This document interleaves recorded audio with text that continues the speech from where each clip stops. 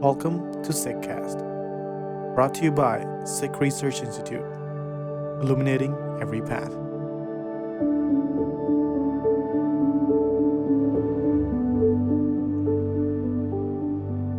Waheguru Ji Ka Khalsa, Waheguru Ji Ki Fateh.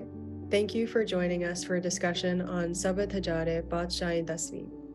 This is the 9th podcast episode in a series of 11, and I hope you've been following along with us so far. My name is Jasleen Kaur. I'm a research associate at SikhRI, and I'm joined today by Harinder Singh, co-founder of the Sikh Research Institute and Innovation Director. Fateh Harinder Singh, how are you? RG Khalsa, RG Fateh. How are you, Jasleen? I'm good. I'm excited as always. Great. All right. So before we begin, as always, I'm going to play the recitation done by Harinder Singh, research associate at SikhRI with a background in Gurbani linguistics. I'm going to then read the translation and we will get into our conversation. A note about the recitation. The pronunciation that Harinder Singh does follows the most simple and non-discretionary pattern meant for the masses. So it's pronounced the way it's inscribed. Let's take a listen. Waheguru ji ਕਾ ਖਾਲਸਾ ਵਾਹਿਗੁਰੂ ਜੀ ਕੀ ਫਤਿਹ ਬਿਲਾਵਲ ਪਾਤਿਸਾਹੀ 10ਵੀਂ ਸੋ ਕਿਵੇਂ ਮਾਨਸ ਰੂਪ ਕਹਾਏ ਸਿੱਧ ਸਮਾਧਿ ਸਾਧ ਕਰ ਹਾਰੇ ਕਯੋ ਹੂੰ ਨਾ ਦਿਖਨ ਪਾਏ ਰਹਾਉ ਨਾਰਦ ਬਿਆਸ ਪਰਾਸਰ ਧਰੂਸੇ ਧਿਆਵ ਤੇ ਧਿਆਨ ਲਗਾਏ ਵੇਦ ਪੁਰਾਨ ਹਾਰ ਹੱਠ ਛਾਡਿਓ ਤਦਿਪ ਧਿਆਨ ਨ ਆਏ ਦਾਨਵ ਦੇਵ ਪਿਸਾਚ ਪ੍ਰੇਤ ਤੇ ਨੇਤਹ ਨੇਤ ਕਹਾਏ ਸੂਛਮ ਤੇ ਸੂਛਮ ਕਰ ਚੀਨੇ ਬ੍ਰਿਧਨ ਬ੍ਰਿਧ ਬਤਾਏ ਭੂਮ ਆਕਾਸ ਪਤਾਲ ਸਭੈ ਸਾਜੇ ਏਕ ਅਨੇਕ ਸਦਾਏ ਸੋ ਨਰ ਕਾਲ ਫਾਂਸ ਤੇ ਬਾਚੇ ਜੋ ਹਰਿ ਸਰਨ ਸਿਧਾਏ ਵਾਹਿਗੁਰੂ ਜੀ ਕਾ ਖਾਲਸਾ ਵਾਹਿਗੁਰੂ ਜੀ ਕੀ ਫਤਿਹ Now that we've heard the recitation, I'm going to read the English translation. Bilawal Sovereign 10. How can that one be said to be in one human form? The Siddhs could not see that one, lost themselves in perfect consciousness and intense concentration. Pause, reflect. Likes of Narad, Vyas, Parasara, and Dhruv concentrated with intense concentration. Vedas and Puranas lost and left after stubbornness. Even then, they could not concentrate on that one. Even demigods, deities, spirits, and ghosts call that one infinite and infinite. That one is recognized as the finest among the finest. That one is labeled as the greatest among the greatest. That one created all, land, sky, and nether regions. The one is known for many forms. Only that person is free from the noose of death who takes refuge in Had One. So, Harinder Singh, let's start with the rag or musical mode.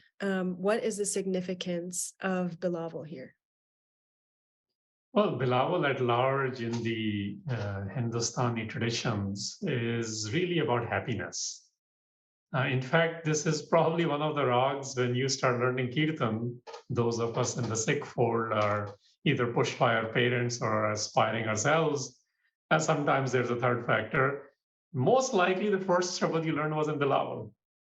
So it's got this idea of that there's going to be some celebration that and within the context of Guru Gobind Sahib, as well as in this Shabad, you'll notice that there's an element of devotion which is brought in, but really is about the happiness. In fact, it says in Guru Granth Sahib, it says, Bilawal tabhi kijiye jab mukh hove naam.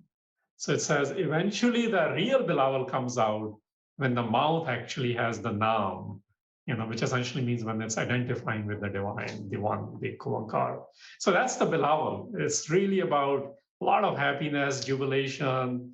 It's simplistic, but it has incredible sort of what the words used in Indian Indic tradition, and Punjabis use it too, is mangal and khushi, right? Which is happiness and jubilation. So that's the idea under this, that you finally figured out something or you achieved something and you're happy about it. Okay, yeah, that's making sense. And I'm sure our listeners will start to see why that's making sense when we get into the lines. So let me ask you then about the first and second lines, where we're asked to pause and reflect. So they say, how can that one be said to be in one human form? The Siddhs could not see that one, lost themselves in perfect consciousness and intense concentration. Can you give us some context around this composition? Because I know that we talked about, like in the first introduction episode, the sort of running theme of disrupting paradigms or subverting paradigms. In your commentary, you discuss samadhi and dhyan. Could you explain these terms and how they relate to the Siddhs that are mentioned and this larger paradigm that we are sort of being asked to rethink? And that's great. And this is one of the reasons why the titling became That One. What are the existing systems, paradigms, people who are pursuing the one, what are they saying about that one, right? So within there, what happens is these two words become very, very important, samadhi and dhyan. And I've heard these terms growing up. I still hear them in a lot of Sikh discourses.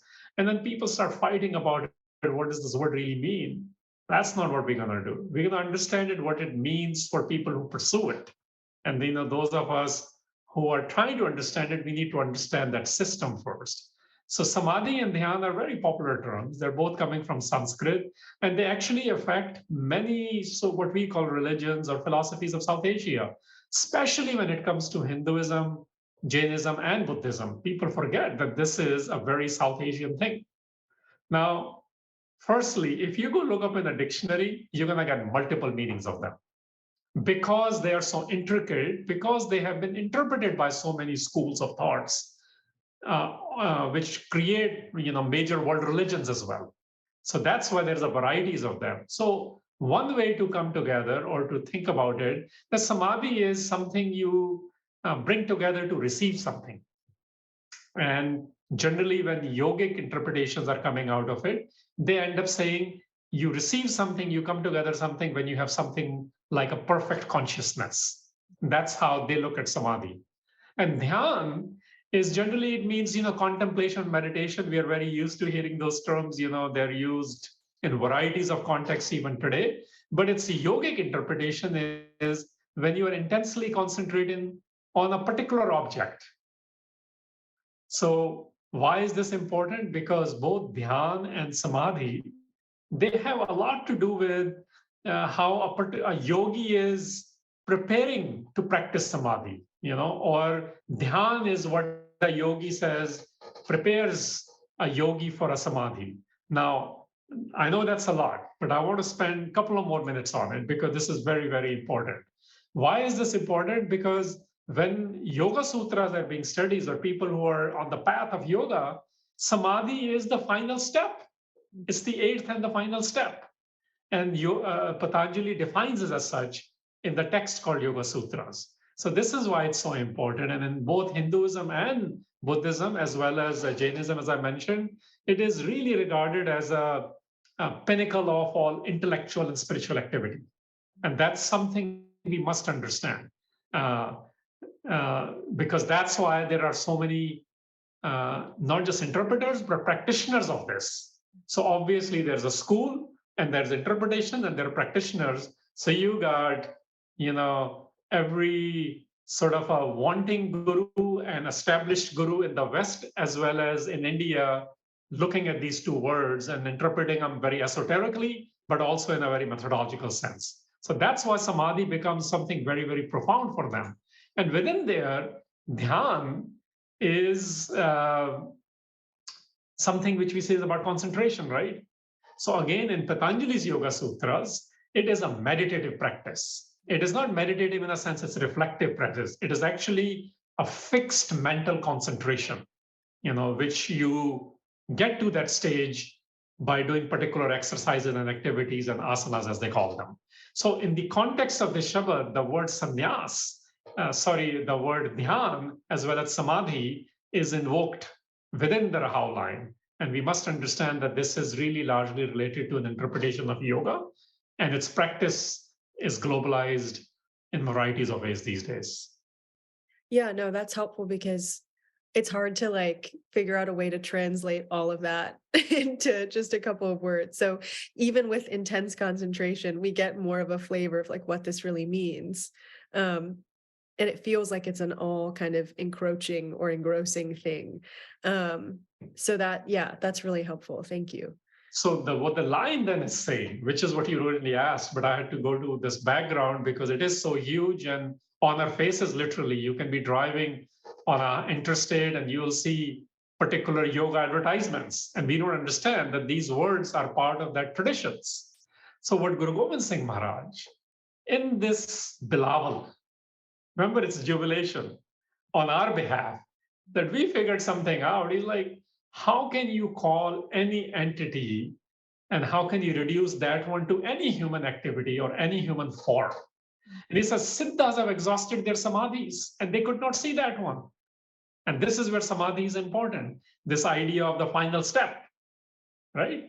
And the Siddhas, who were the Siddhs? They were the proven yogis. They're the masters. They said they had their philosophies, they have their methods, they have their techniques, and they still could not visualize that one.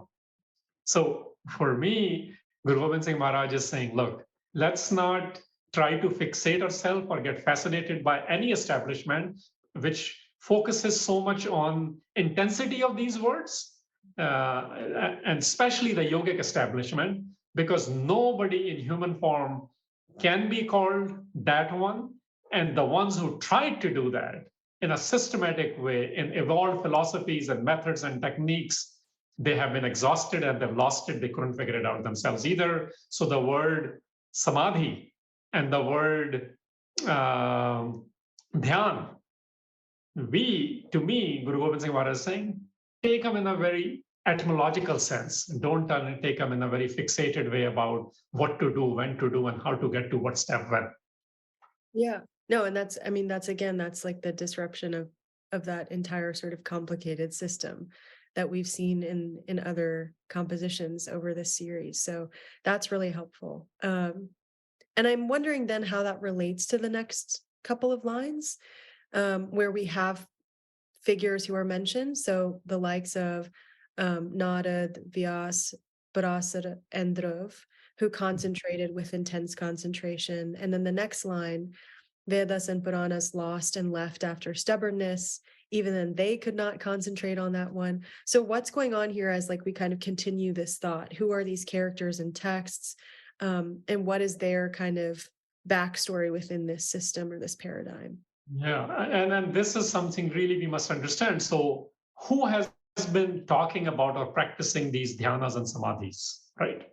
So Narad, anyone in India, if they grow up with any Indic system, is very aware of Narad. Now, particular role of Narad gets played in Ramayana's character, for example, but that's not what we're focused on. What we need to understand is that Narad is actually a supreme Vaishnavite deity. So remember that Hari, Vishnu, Krishna tradition? He's part of that tradition. And he is mentioned in multiple texts, multiple Puranas and Bhagavats and other things which I was referring to. And similarly, Vyas, he's actually the compiler of multiple texts. So these are scholars and respected and revered figures in the South Asian traditions, particularly in popular Hinduism as well. And Parasar is the author of multiple texts whose father was Vyas, the person who was just mentioned. So he happens to be a son who happens to be mentored by him, but also in his own right is an incredible author. And Dhruv here is very important to understand. It is not Dhruv Prahlad we are used to, because that does not fall into the textual category. That was a more devotional element. Dhruv here is another ascetic devotee of Vishnu. So it actually is in line with people who are either ascetics or people who are textually writing or interpreting or have been mentioned by multiple texts. So the great texts in Indic systems, and what are some of those examples of texts? That's the second part of the line. They are Vedas and Puranas. And it says that, look, these individuals and these texts, they have been searching, they have been explaining, they've been trying to figure all this out, because it was about really figuring out what is meditation or dhyan, or really figure out what is samadhi, this ultimate step to live in. They're like, and because it is very ascetic and a yogic kind of system, they're very stubborn, because yogis are known to be very stubborn as well. And I'm not referring to today's yogis who are trying to do exercises. These are people who are claiming to get the final answers on everything. And we know this, people who act like that, they do become stubborn. And what this Guru Gobind Singh Maharaj is sharing with us, the average people who are getting worked up on these systems, is like, look, they could not figure this out either. Within their learnings, where their scholarships, where their methodologies, with their concentrations, they couldn't do it. So what is Guru Gobind Singh Maharaj saying? He's like, for me, what he's saying to me is, samadhi for us is much more profound. It is something like when we use the word live in Sikh tradition, which is something utterly absorptive connection. It's not a fixation, right? And similarly, dhyan for us is something which is a very intimate connection and which does not get disturbed by anything. So instead of them being a methodological discipline or intense concentration, think of the words like a very profound connection instead of some abstract ideas of consciousness or meditations. Yeah, that's helpful. And I think it kind of relates to something we've talked about in other episodes and just in even other just like conversations we've had of like, I'm listening to this and I'm not necessarily in these particular systems, but I do find that, like we've said in commentaries before, like, who are the yogis within us? Who are the Siddhs within us? And I do find that, like, we have a tendency to do this no matter what paradigm we're in. We have a way of kind of trying to make things very method oriented, and we tell ourselves that that's what it means to be disciplined. So I see this like speaking to me too, even though like even though I'm not like in that particular system, there are versions of that I think I'm dealing with internally. So that's a really helpful framing. Yeah. And just to add to it, we all are subset of this. We may not know who Narad is, but you may know some other person who has tried this and written about it or explained it. We may not know who Vyas is or Parasar is or Dhruv is. Again, it's a listing, right? Listing means, look, these are the people who've been at it for a while and they're still respected. Whether mythological, whether historical is not the issue here. It's about the contributions which people are aware of and their level of sort of status in the communities they live in. It is huge. And Guru Gobind Singh Maharaj, I think, is being very, very graceful to everyday people, that the dhyan, and the samadhi, which that one requires is our intimate connection and more of our absorptive and sort of disturbed intimate relationship with the one. Yeah. Because every other kind is exhaustion and stubbornness. Yeah, that's helpful. Thank you. Okay, so then let's bring in some more characters. So in the 5th and 6th lines, the Guru says, even demigods, deities, spirits, and ghosts call that one infinite and infinite. That one is recognized as the finest among the finest. That one is labeled as the greatest among the greatest. So a couple things. I'm curious about these lines. I kind of understood the listing of like demigods, deities, spirits, ghosts as like an emphasis on their finiteness in comparison to IkOankar. But then you brought a new lens into this line that I wanted you to talk about. What is it about this listing that has to do with the same paradigms that we are being asked to subvert? So the finiteness is not just of these four characters, there were four listed earlier too. They were also finite. So I think that part is definitely there, what we just referred to. I think in order for me to sort of present another way to look at as I'm receiving from Guru Gobind Singh Maharaj is, let's look at the original words. It's Danav, Dev, Pisach, and Pret, which English you can have your own interpretations of, and we can come up with something to explain. But in the Indic traditions, who are they? Right? Just like, so Danavs are, again, we present it as being Dinavs and demons sometimes, and Rakshasas they are called. But even within the larger Hindu fold, they're basically about 100 demigods. Devas are 33 main deities, which we have talked about earlier, and how they become 330 million. And Pisachas are kind of a spirit. They're part of a Yaksha spirit, who that system calls demon-like. And Prets are like ghosts. So, the words, we may not be used to them, but the kind of words, whether they're constructions of mythology or some other tales, which we may be used to on screens these days, you can say these are some imaginations of the supernatural. It includes, like goblin kind of figures or fiends kind of, idea. What's implied in all this is that there are people in each paradigm where they say they are, like when you use the word fairy, for example, right? That's a positive sounding word. These words are not positive sounding to most people. And Guru Gobind Singh Maharaj is disrupting that idea too. Look, even the ones which in your system are classified as being subpar, substandard, subhuman of the netherworlds, even their voices are being heard. And what are those voices saying? That one is infinite. That one is infinite. So this is a very sort of a creative way, as gurus do it beautifully in many shabads, and Guru Gobind Singh Maharaj is doing it here as well, is there is that othering being destroyed between our ideas of who are godlike and who are demon-like. Yeah, no, that's kind of mind-blowing. I also am thinking about yeah, it's again this like human tendency of like sort of assigning value to different, what we understand to be like different beings or different like categories of beings. And like we said, internally we can have like siddhs within us, or yeah, like yogis within us. We can also have like those qualities that we assign to like anybody else within us too. So yeah, that's like definitely a new lens that I will probably think about for a while after this conversation. So thank you. And I'm going to add something else. I'm just recalling something, the line which after the listing of those four, it actually says Net hai, net kaha hai. Now, I believe there is something else going on here. Net hai, net kaha hai, that daily they are being called infinite and infinite. And who's calling them infinite? These four who generally in their systems are considered something less.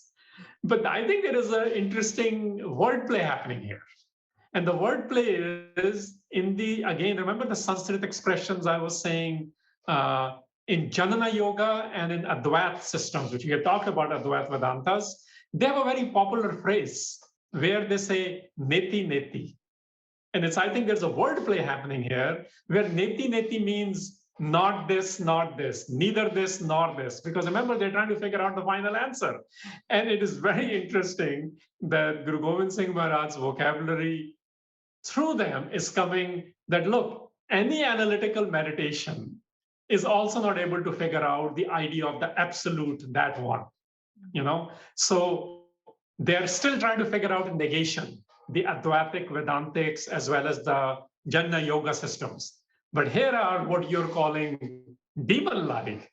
They have been able to say, I'm not playing that neti game. Net kaha hai. That one is infinite and that one is infinite. I think it's amazing that there is sort of a inside baseball, what we call it, or under the hood.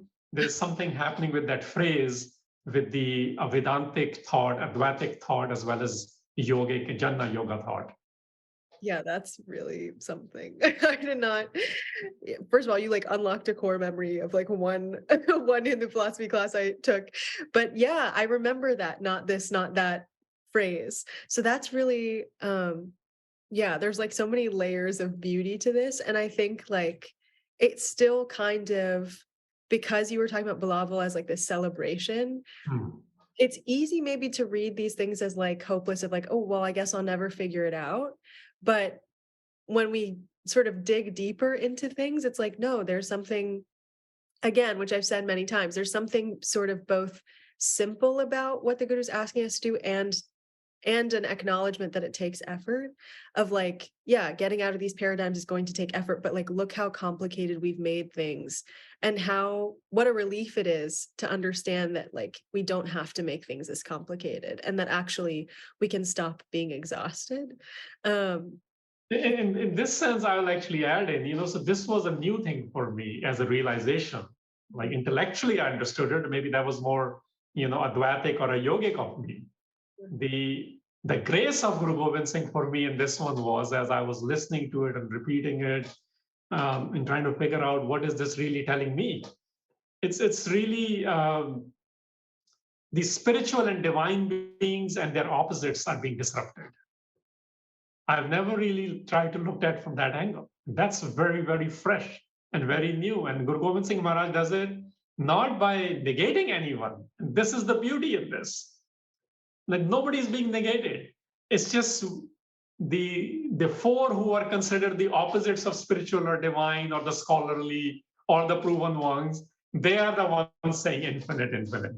So everyone says infinite, infinite, and this is celebratory. So essentially, to me, this is like there are ploys of men everywhere, and men are controlling which men are positive, not just women and animals, but even other men who you don't like, and you label them as such. But what are they all really caught on? All these are ploys of really desire and anger or other ego-generated thoughts and emotions. And anyone who's doing that, how can you call that one who has taken a human form, caught up in that desire, so Kim? How can you call that one, the one who is in this human form, caught up in these ploys, as the one? Because it cannot be. Awesome. Okay. Yes. Let's get to the last two lines, because I can feel my wheels turning. So in the last two lines, the Guru says, that one created all, land, sky, and nether regions. The one is known for many forms. Only that person is free from the noose of death, who takes refuge in Hud one. So can you explain these last two lines, given the context we've been talking about, these paradigms we've been talking about, and what you understand to be kind of the larger theme or message of this composition as you see it? Since we got into a little bit of, you invoked your class a couple of months ago, I saw one of the series, these online series in India called Patal Lok.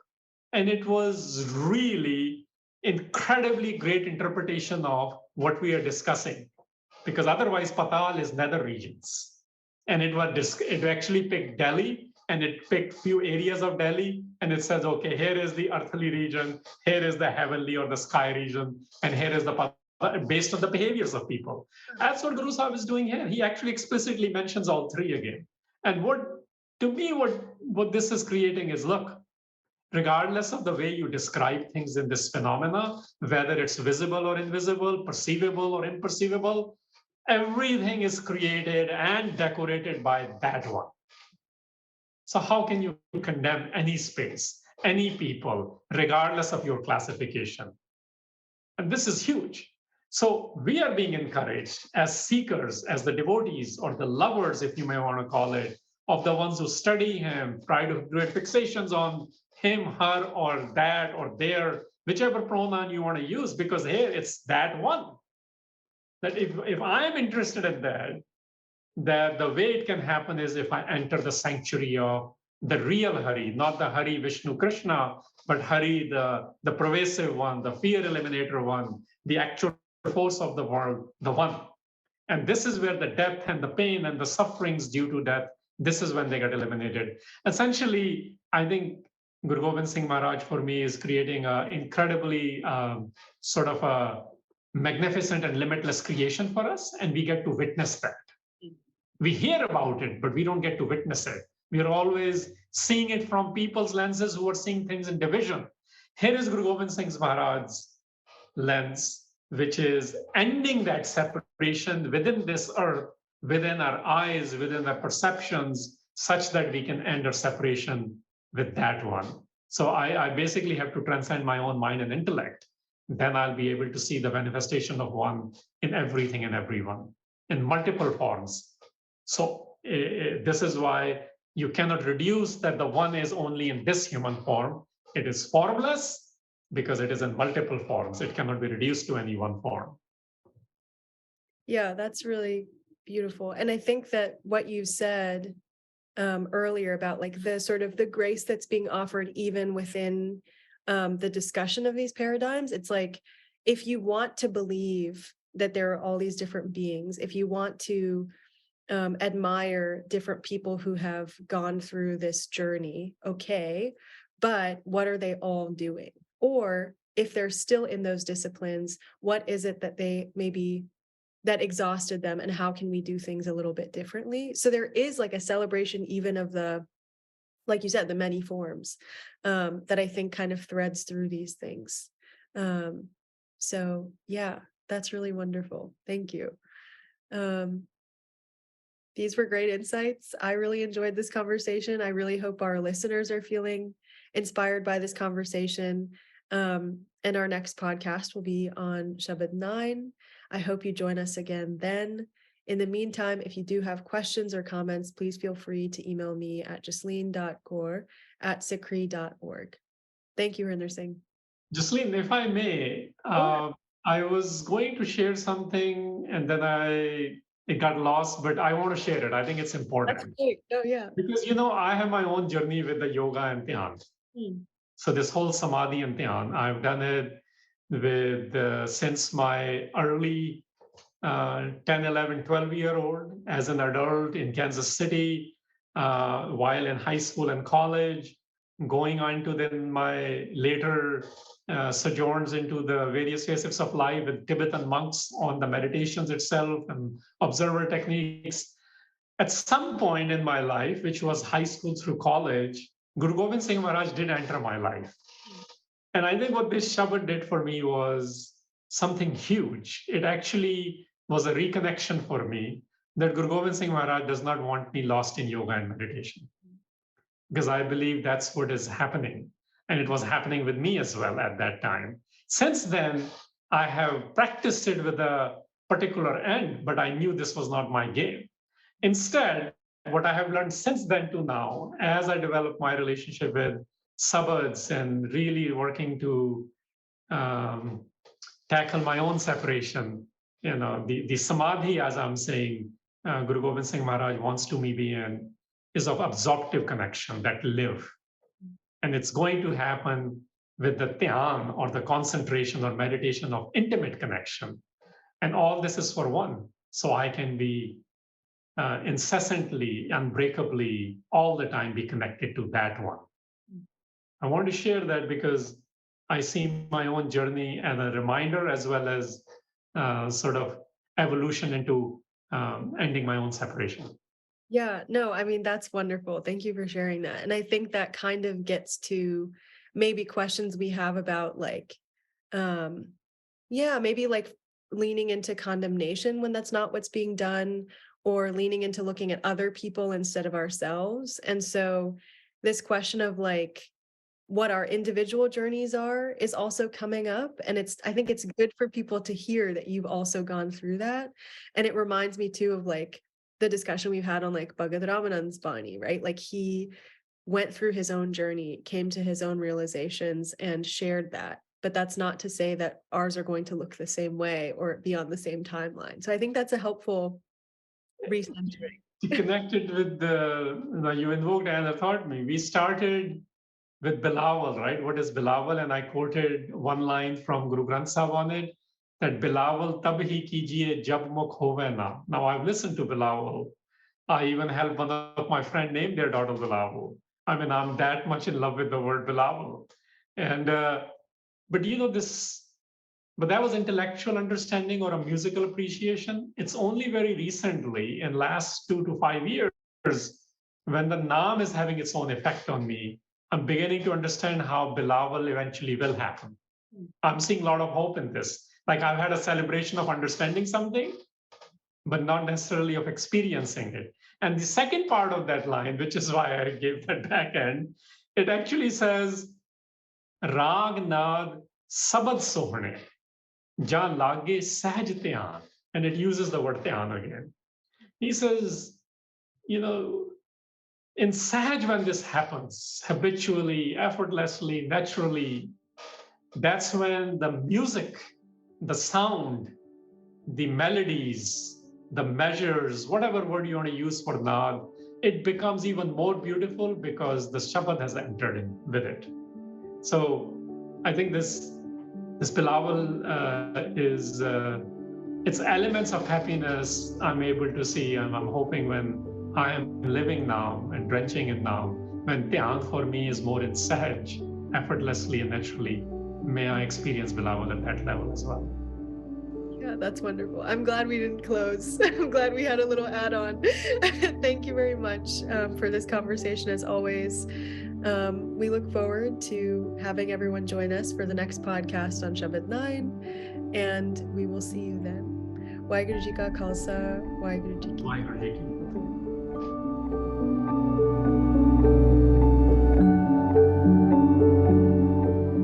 For a deeper appreciation and connection with the Sabad, we have added Bible Beer Singh's rendition. We hope you enjoy it.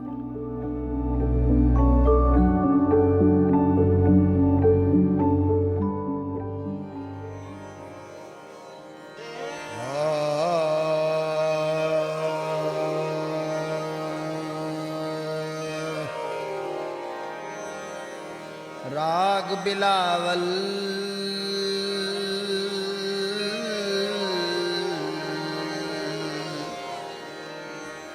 पातशाही दसवीं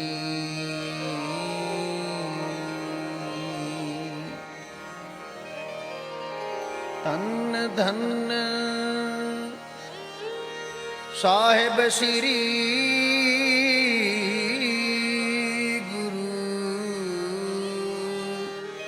गुरु गोबिंद सिंह साहिब जी महाराज राग बिलावल पातशाही दसवीं सो किम मान स्वरूप कहाए सो किम मान स्वरूप कहाए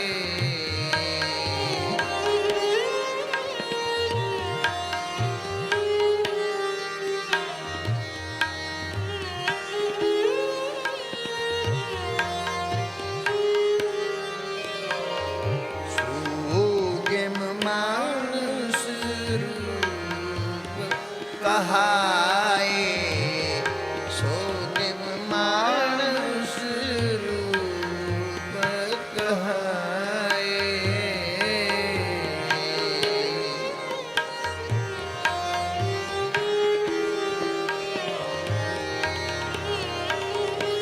सिद्ध समाध साध कर हारे सिद्ध समाध साध कर हारे क्यों ना देखन पाए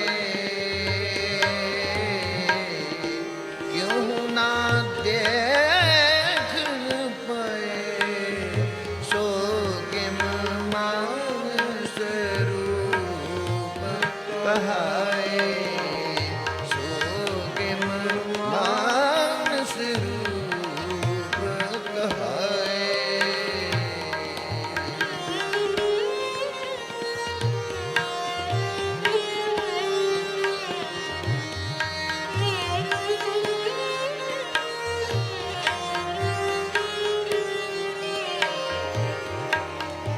सो किम मान स्वरूप कहाय,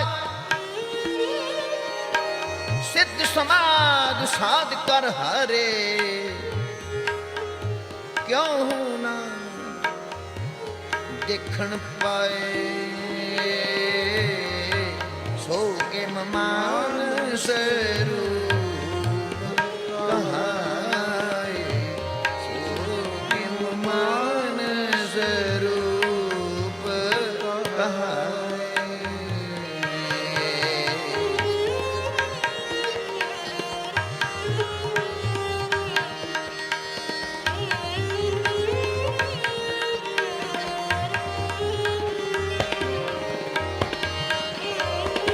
नारद व्यास पराशर दूसरे, त्यावत ध्यान लगाए,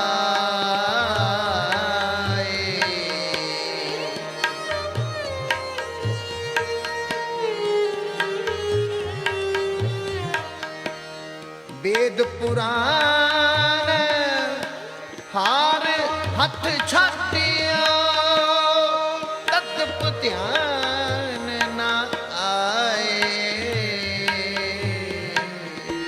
तद्दप ध्यान न आए, सो किम मान स्वरूप कहाय, सो किम मान स्वरूप कहाय।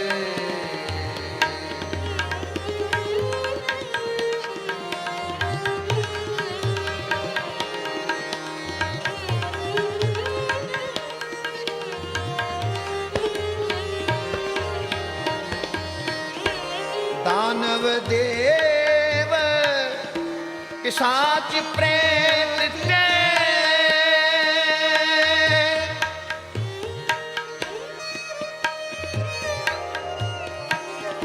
दानव देव पिशाच प्रेत ते,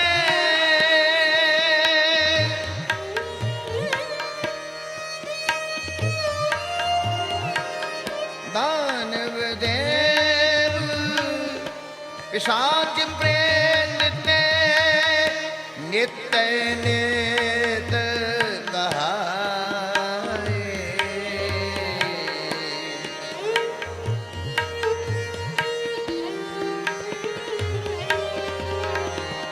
सूक्ष्म ते सूक्ष्म कर चीने,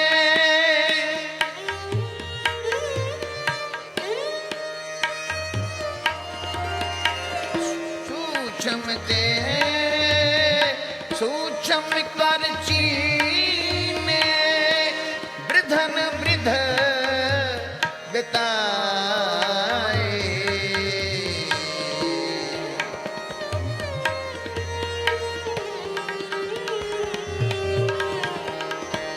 वृद्धन वृद्ध बताए, सो किम मान स्वरूप कहाय, सो किम मान स्वरूप कहाय।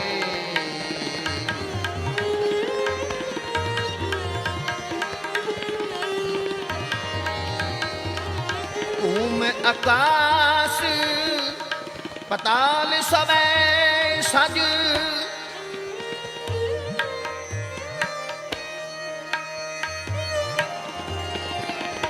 भूमि आकाश पताल सब है सज, एक अनेक सदा,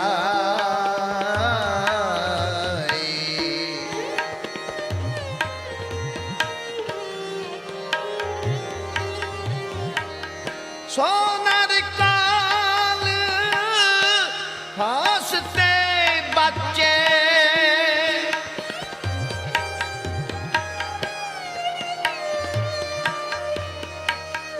सोनर काल हंसते बच्चे, जो हर शरण सधाए, शरण सधाए, सो किम मानस रूप कहाए, सो किम मानस रूप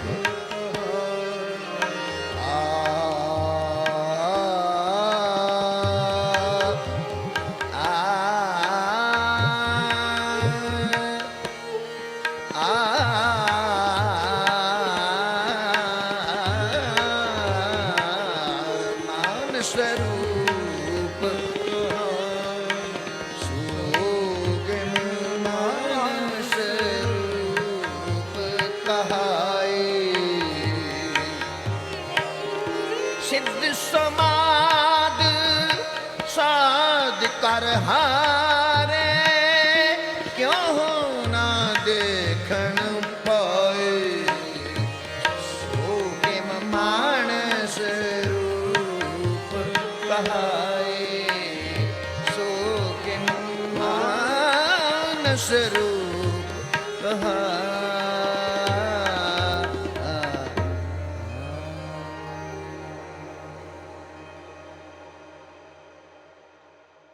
You were listening to SikhCast by Sikh Research Institute, illuminating every path.